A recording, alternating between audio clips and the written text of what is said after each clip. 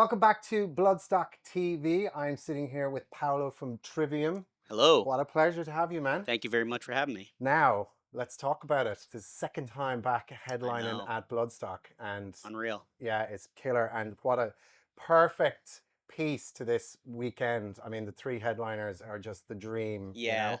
You guys, Machine Head, Gojira. When you saw that, obviously, because you're saying, okay, we're coming out for the summer, we're doing Yeah. the festivals, and then you're starting to see the bills rolling in. Were you just like, oh yeah, Yeah, definitely made us be like, well, we got to be top of our game because those two bands are incredible, and we've actually done some tours obviously together and way back in '07, it was in the States, it was Lamb of God, us, Machine Head, Gojira on one Jesus bill. Christ. And it was like I always look at that poster at our place and I'm just like, man. Tickets were probably, if you were to build that today Oh, as it yeah, I'm was, like, that's a crazy. arena, maybe Yeah, even bigger than that in some yeah, places. absolutely. So I just want to get to it about like the Poison's Ascendancy tour. Mhm. I took a walk around today, Yeah. so the first thing I saw when I walked into the arena was the huge, Oh, yeah. and really impressive. But to I think my question is really about, this is nostalgia big time. That album just connected hugely with a Mhm. generation of people that I remember very clearly. It was around that era of Kerrang TV and Mhm. Skulls and all that sort of stuff, and it was just killer. But to see people that are, you're looking out to the audience, and just that album meaning so much to them. I mean, it's got to put a big ass smile on your face when you're Yeah, looking at that.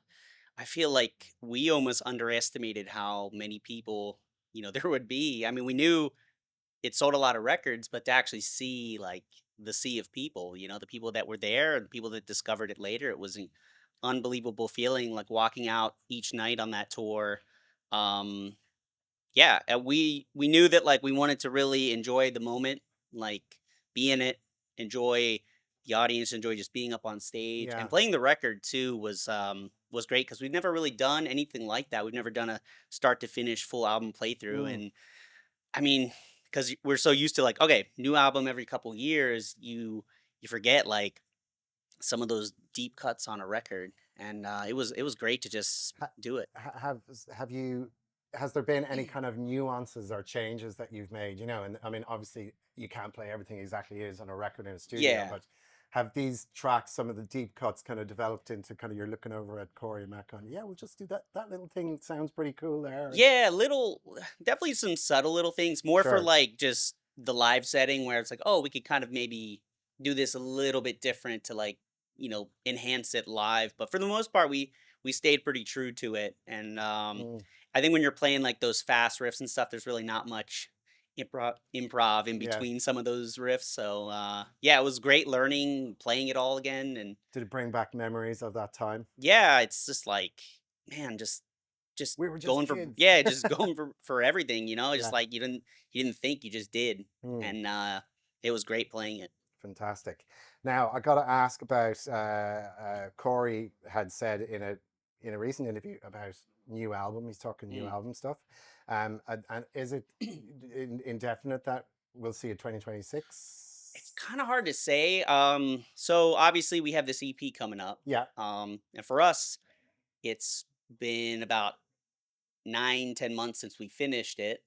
So it's not like super new to us, but it's new to a lot of people. yeah. So we have this stuff coming up, the tour in the States, and then, probably be back around next summer. But like, we're going to be working on new stuff. We've already started working on new stuff. We have our space, the hangar back home. Sure. So we're kind of always writing. Um, I think tentatively, maybe end of next year or 2027 is possible. Okay. But yeah, we just want to really take our time and think about what we want to do on the record. And Hmm. I think part of why we turned this into an EP was like, it felt like these songs felt good together. Give us a little time to take a breather and think about what we want to do, Mm. while also giving people some new music to kind of have and not just kind of leave them hanging for Yeah, another yeah, year. yeah, yeah. I like that idea. A lot of bands are doing that. We were just talking in a previous interview about just kind of dropping EPs to sort Yeah, of that's tick over definitely nice time. to be able to do. We've never done it before.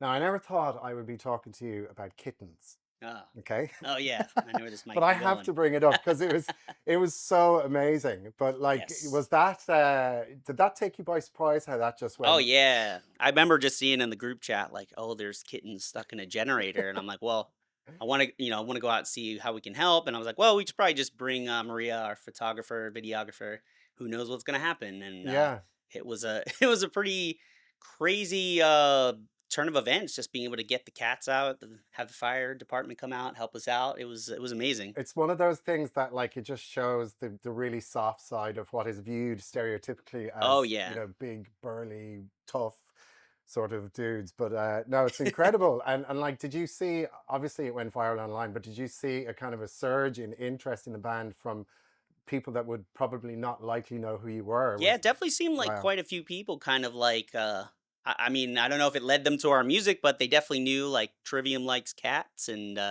we'll that's a go the t-shirt. Trivium likes we'll cats. go the extra mile for animals for Yeah. sure.